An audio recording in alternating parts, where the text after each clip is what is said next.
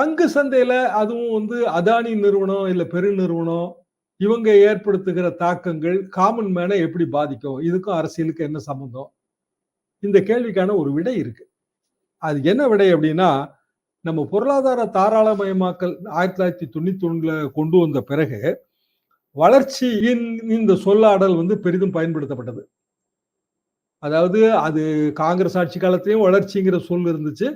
மோடி ஆட்சி காலத்திலயும் வளர்ச்சிங்கிற சொல். யாராவது வளர்ச்சிக்கு எதிராக ஏதாவது கருத்து சொன்னா, அவன் தேச விரோதி.